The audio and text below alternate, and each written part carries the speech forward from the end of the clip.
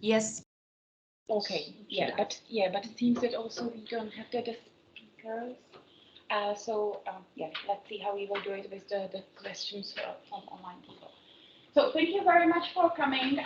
Let me introduce our guest lecturer today. Maxime, he will introduce himself probably more in detail.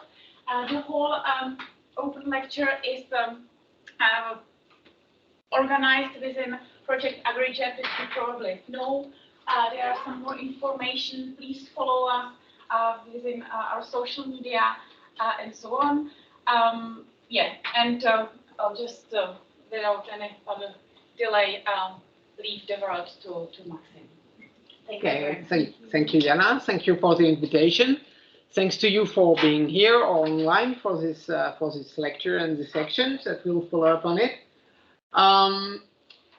Before I get to the substance, maybe a couple of words about myself in relation to this topic. Maybe you read my bio in the announcement of the conference, so I won't be long, but just to mention that I'm here on behalf of Yellow Window. Yellow Window is a design company, but it's a strange one. It's a design company that is supporting all possible use of design, including to support policies, especially in the field of research and innovation, with a big focus on gender and gender equality.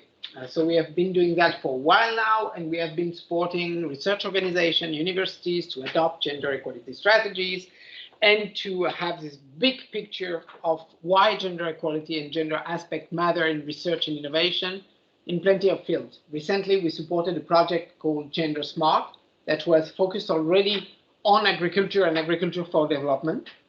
And this one is the second one in that field, but this time it's focused on universities based in Central Eastern Europe, so here in Prague, but also in Budapest, Kaposvár in Hungary, and in Slovenia. But they all have, or at least part of them have also a focus beyond Europe towards Africa, Southeast Asia, or Latin America. But I'm also a researcher myself. Out from this company, I'm a political scientist and gender scholar at Sciences Po Paris University, which is a pluridisciplinary social sciences university, not focused in your fields, guys. But in relation to that, I've been working on gender mainstreaming knowledge across various fields of research. And for many years, I've been dealing with fields which are not mine. I've been meddling with other people's business, like agriculture for development, international development fields, infrastructure programs, mobility and transportation fields, biomedical research, veterinary research, each time to chase the same thing. Why bringing a gender perspective makes a difference? Why does it matter at all, first? And second, what does it mean to bring a gender perspective in, and how it improves the research process? So I've been very much interested into that. Another thing that brings me closer to the topic is that lately, I've been working a lot for the French Development Agency, which is one of the biggest in the world in terms of how much money it pours in development programs and in how many countries it is involved.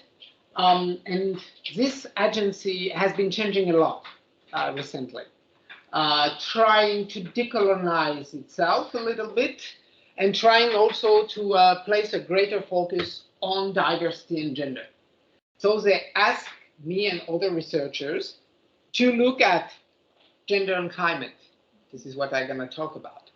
Gender and environmental commons, water, forests, fields, other type of natural resources and how they are being pooled and commonly used and shared by people in different parts of the world. Gender and urban commons, including the digital ones, the air we breathe, which is usually bad, especially here in Prague, in cities, especially in winter, guys, and also public spaces and how they are being shared by people being often men and women. So this I've been doing, like fundamental research oriented to practice. And last but not least, before I used to be an executive member of the French Gender Equality Council, attached to the Prime Minister's service. evaluating gender equality policies in the countries and supporting with expertise. And that was, for instance, the moment when the Paris Agreement to fight climate change was adopted in 2015. We were supporting our government in leading those negotiations. And this is just an anecdote, but it tells a lot about what I'm going to talk now. During those negotiations, in the last, you know how it looks like a COP, like a convention for the climate, you know, they are meant to uphold the commitment of the United Nations Framework Conference on Climate Change. And they are supposed to bring up new commitment from state parties and in order to limit the damage, basically. You know, that's the idea. And Paris Agreement is the biggest agreement we had so far on climate commitments. So in the last days of the negotiation, when nobody sleeps, when all country delegations are fighting hard, those coming from little islands in the Pacific that are being submerged by the sea because of climate change, but who represent like a small, tiny, microscopic fraction of human population. Those which are polluting evilly since the 19th century, like European countries or the United States, trying to balance their commitment with their economies and their private interests. Those who pollute hugely, but much more recently, and who wants to catch up on the other, like China or India, trying to say, hey, it's not our fault if it's all started. Yes, but it's also your fault if it keeps going. And everyone negotiating hard. In those final hours, the finest hour, how it's called, you know, when you are about to fail or succeed in getting an agreement, the chief negotiator, who was French, the foreign affairs minister at the time, who is not an open feminist, I can tell you, he had 5 cards in his hand, like in poker. One of them was gender perspective in climate. It was one of the latest things that was brought on the table to get people in on this agreement. So does it mean a lot? I guess it does. But let's check why that's the idea of this lecture. Okay, I will use a pointer because it seems it doesn't work. This doesn't work either. That's typical. Any clue? It's not moving. It's frozen. Technology. Or maybe I'm not pointing in the right direction. No, let's try. Yeah, now it does. Okay. Maybe it was because of clicking. Okay. And yes. Okay, super. Thank you. Okay, so before I get to some examples and also to the study I carried out and which type of result we had, I'd like just to explain you, trying to be short, what it means to bring a gender perspective all together in whatever, you know, whatever field of research, whatever type of program, project, or policy. It always kind of means the same thing. Adopting a research lens, it's much more than just counting men and women in a room like I could do right now. The gender balance would not be that bad, by the way. A bit better than usually, thanks guys. But it's not about that, or not mostly about that. Often when we talk about gender equality, we talk about representation. Men and women being represented in a negotiating body, for instance, in a body that will negotiate a climate agreement. Okay, that's important to have men and women in the room because they represent potentially different interests, experiences, knowledges, experiences. So it's all like very important. But the problem is that we often focus on this part, only on this part, representation. Representation is important, but it's not all. A gender lens, it helps you to change your picture, how you look to a problem. It can challenge your processes, your methods of investigation, for instance, method of research, of creating a policy or a program. It can change the instruments you use, which type of instrument, for instance, the indicators that you will be using, the metrics of according to which you will calculate whether you succeed in doing something or whether you fail. So it can pretty much change everything.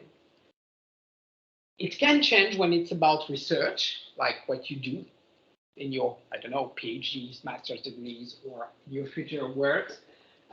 It can change also the type of research which is being delivered, the topic which are worked out, and how it's being delivered. So all of that is related to adopting a gender perspective or gender lens. It also changes the lens through which major issues and challenges are framed. Name one, whatever. Urban mobility patterns, how people use public transport versus private transportation mode. When I look to the many cars packed in traffic jam in Prague, while this city has one of the best public transportation systems worldwide, I can also have a gender lens of that.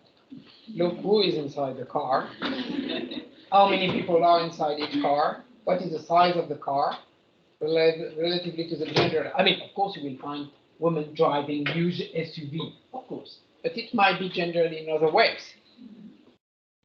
That's all the question. So any question has how COVID spread over the planet was a gender issue, because we do not do the same thing in the same company at the same moment. Women and men have very different roles in society. They perform different work. They have different constraints, and they have also different bodies, which can also matter occasionally, but mostly their social function, their social behavior that will be different. And if you adopt this lens, just like glass on your nose, you see things pretty much differently. And I would say you see them far, far better than if you don't. So this is also something that can be changed. So practically, it means also that you will change the way you look at problems, at the way they have been so far understood or articulated. It changed both your understanding of the problem as such and of the potential solution that could solve the problem. And this can be brought to the test, the ultimate test of all, which is climate change, because this is a defining issue of our time. It's not the only one. Look at the wars that we have spreading all over the planet. But climate change, might be even on the top of any war, because that will be that will define our ultimate fate as a species on the planet. Okay.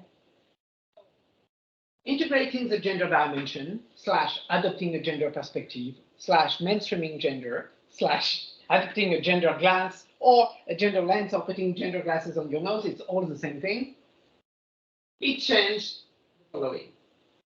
It forced you to acknowledge power relation between men and women as social group. We are not equally represented, we are not equally paid, we have not the same opportunities. Why? Because there are power relations between us. Not necessarily us, you and me, or you and me, but us as a gender. That's one thing. Second, it forces us, or it encourages us to consider the gender division of work in societies. Gender division of work, what does it mean? It means that we do not occupy, look at this university. Are you studying in the same proportion in each faculty? No, you don't. You don't. This is horizontal segregation. Women and men are studying, pursuing different paths of education, and especially of higher education. If you look at Europe, there are now more women engaged in higher education than men.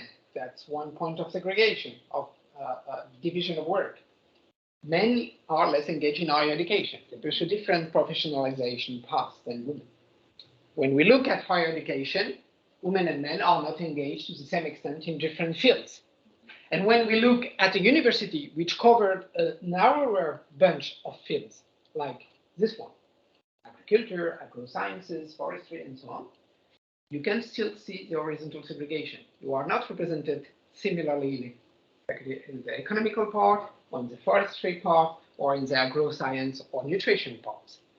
We tend to divide, to allocate ourselves. It will be different from a country to another because of historical reasons, but the principle of dividing according to gender will be very much the same. Horizontal segregation, but division of work is also vertical. We do not access to senior position to the same extent. You might well have 60 or 70% of women in the field of research or education.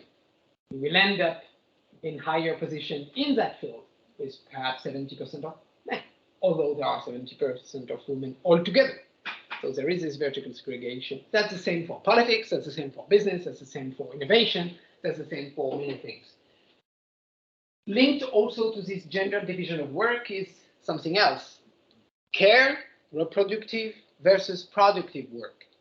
Paid work, monetary-based work versus what you do for whom?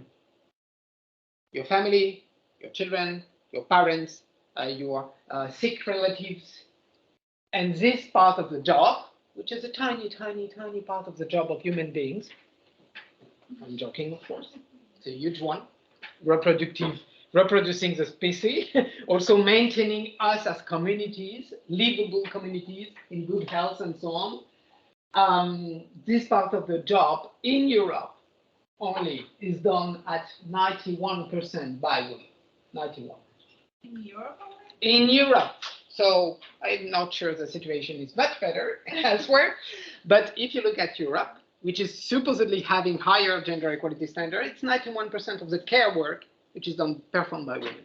It varies greatly from one country to another, from 84 to 92, you know? So this is basically the picture. But if you look at paid care work, like nurses, care home workers, and so on, even in this sector of the economy, which does not exist everywhere, domestic work and so on, again, mostly women. So that's part of the thing. This is A, this is B, but then you have a diversity of experiences. You don't have the same life course, opportunities. You don't look at the world the same way if you take into account power relation, gender division of work. Women and men will have different course of life and different experiences of life because they don't have the same lives. Okay? Of course, there are many things going through your social class, your education background, whether you are migrant, documented or undocumented, or citizen of the country, whether you are fully able-bodied or not, whether you are old or young, whether you are straight or gay, all of that will matter to define your position. But generally speaking, the story is also very much gendered. And last but not least, if you adopt a gender lens, you will incorporate and legitimate, consider to be legitimate, different forms of knowledges.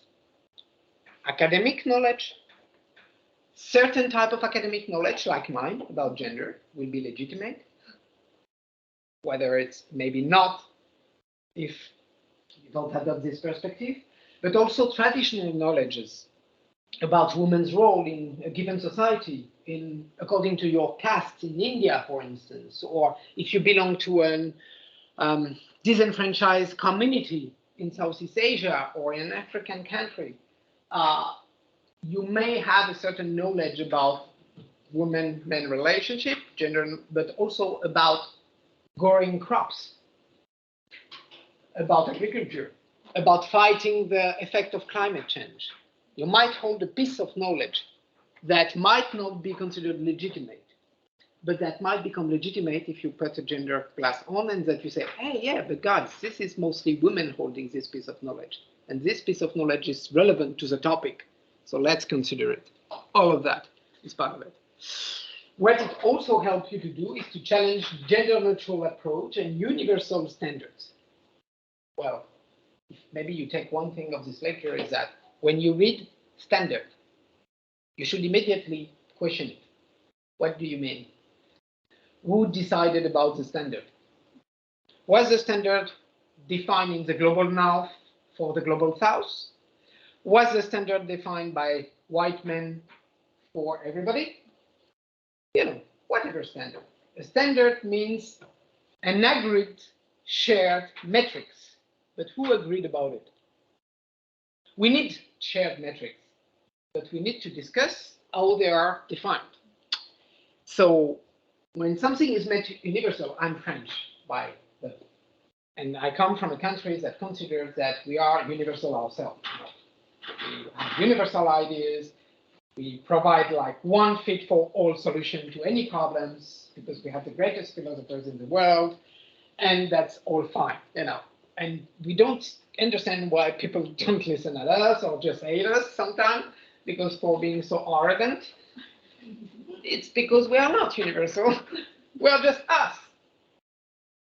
And even finding a common denominator for defining a standard for French people is a big question. So forget about the world, you know.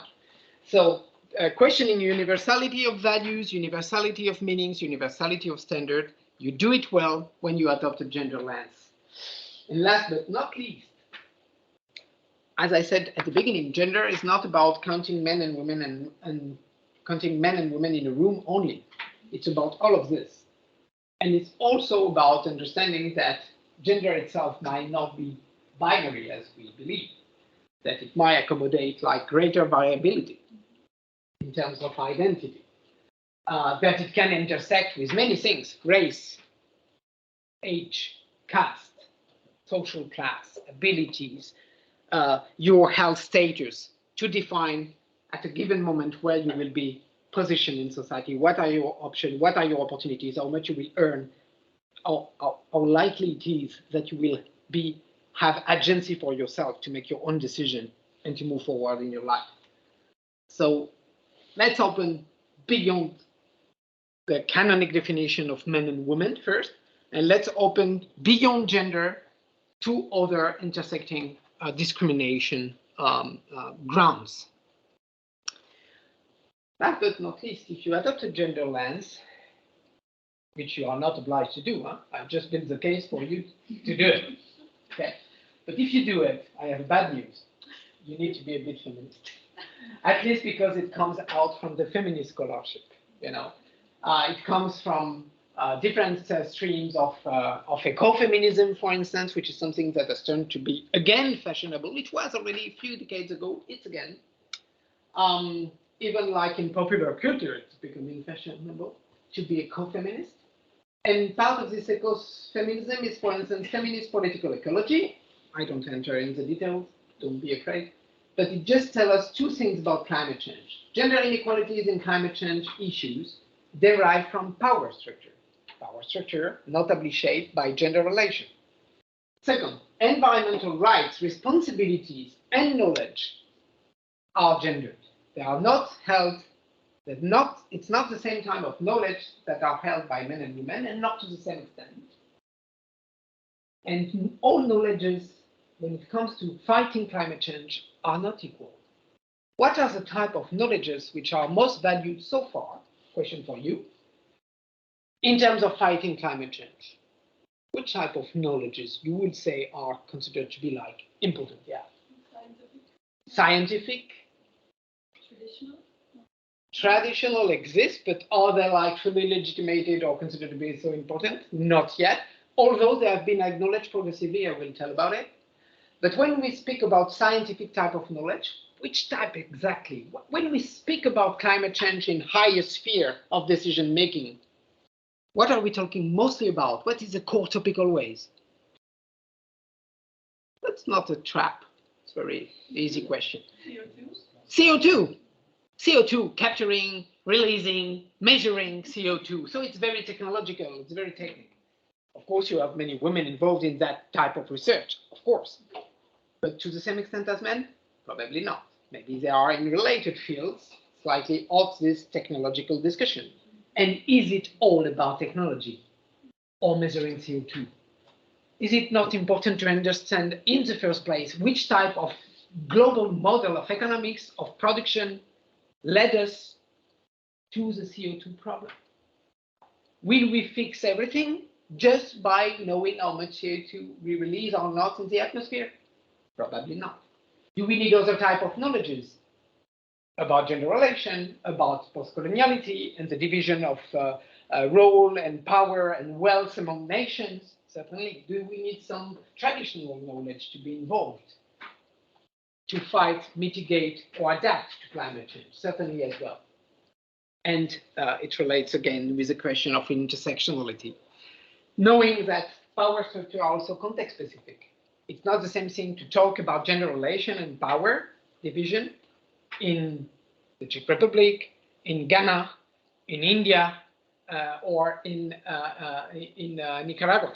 You know, each country has a specific to that regard, depending on its history to in terms of colonialism as well. Okay, that's the idea of adopting a gender lens and to apply it to climate. How is it was done so far? How has it been done so far? And how far did we get? Well, we know about climate, the influence of humankind activity on climate change for several decades, for half a century. But it's only since the beginning of the 90s that we look at it as an international agenda and as something to be reversed or controlled. So there was the Earth Summit, there was the United Nations Framework Conference on Climate Change coming into force in 1994. This was the first change. Did we adopt a gender lens at the time? No. How long it took? Over 20 years. Before we get to the point that, okay, climate change is affecting human beings. Human beings are men and women. We are not contributing to the same extent to it. We might have different prospects on it. Let's integrate the gender dimension. There were like two main moments when this picture changed. It was in 2014 in Lima. Lima is where? In Peru. Is there any conception about environment that is now world acknowledged related to fighting climate change that is closely related to Latin America and especially to South America, sorry, and to Peru in particular? Have you heard about anything about that? Pachamama tells you something? No? Mother Earth? Very gendered vision of the planet itself. But at the same time, it brings in different sorts of knowledges, traditional knowledge of native communities about their environment. And it's a way of so decolonizing a little bit the perspective on climate change to integrate that. So it's not by mistake that it happened in Peru. And by the way, Peruvians are excellent world-class diplomats. So when they want something to be on the final agreement, they get it for some reason, national tradition.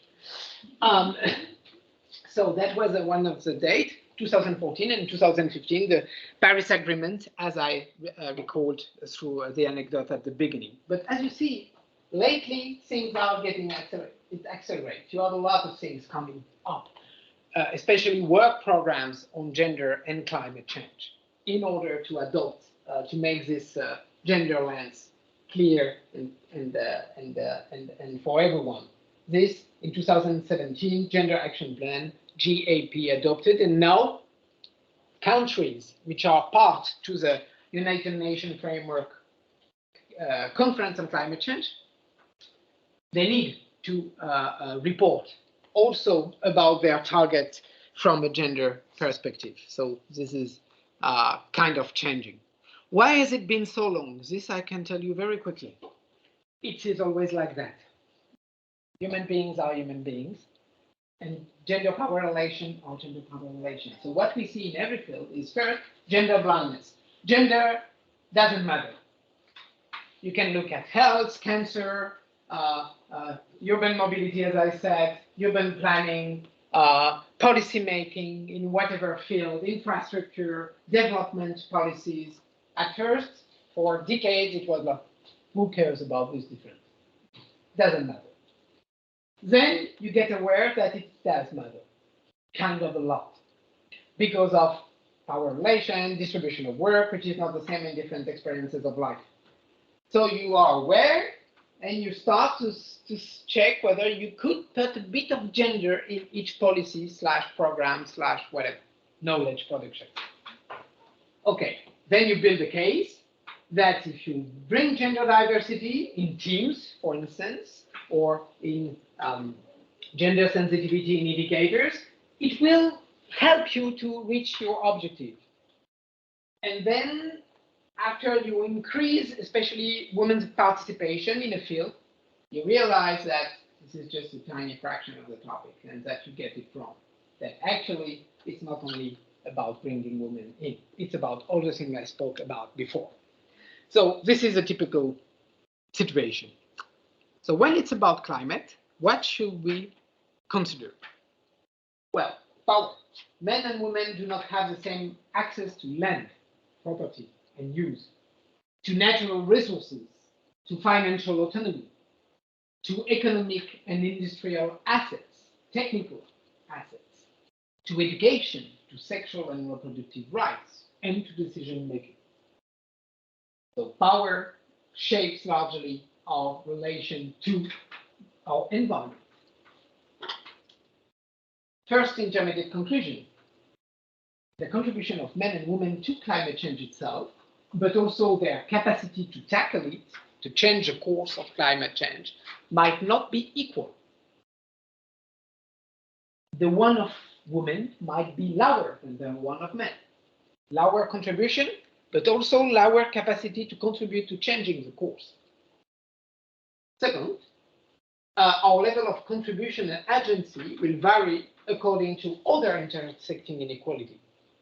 You need to take into account the positioning of people. The contribution to climate change of a wealthy woman from the Middle West in the United States is not the same as the one of a woman belonging to a lower caste in Punjab, obviously. So you have to consider different things. The same thing, the contribution to climate change of a wealthy, white, heterosexual man in the global north is not the same as the one of a black African man in some rural areas of sub-Saharan Africa, for instance. So all of that matters. Division of work. Productive and reproductive work are unevenly distributed. There is heavy horizontal segregation. Men and women contribute differently to maintaining livelihood and their communities. So they will most likely be differently exposed to the impact of climate change. Can you give me some examples here that you could think of? Considering the gender division of work, if you look to more traditional type of communities like rural communities, for instance, in places that you know yourself or you are coming from, would you think of example of how men and women can be differently impacted by climate change effect?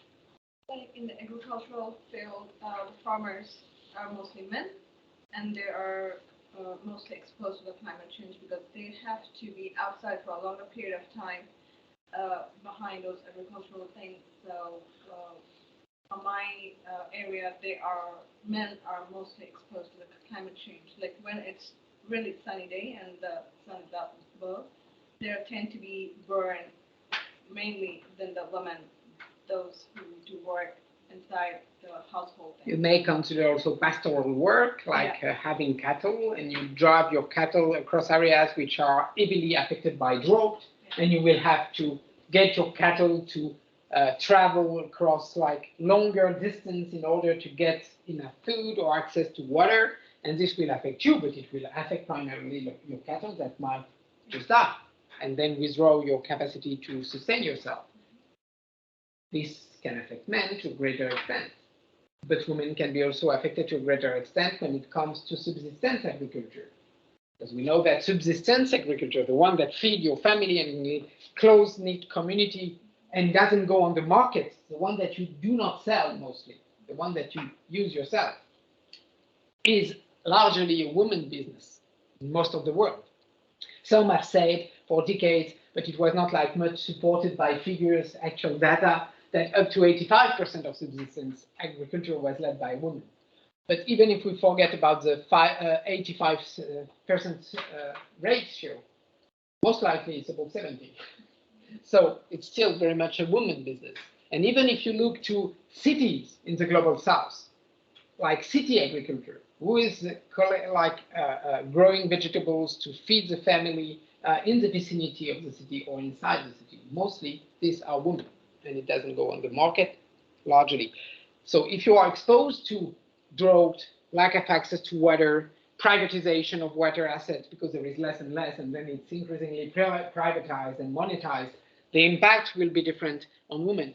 Other examples that are often given is when you need like firewood to cook, or to for other purposes like heating or so on. Who is collecting it?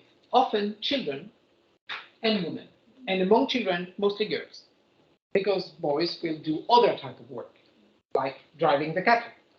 So those women who will collect the water or the firework, they will like go through increasing distances because it will be the resource will be thinner and thinner because there is deforestation contributing to climate change. Also population.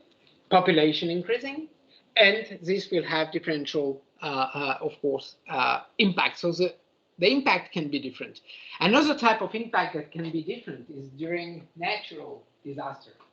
But you know that the notion of natural disaster is a bit problematic because for some reason, natural disasters are getting harder and harder, more and more frequent. This is not because of nature. This is because of us.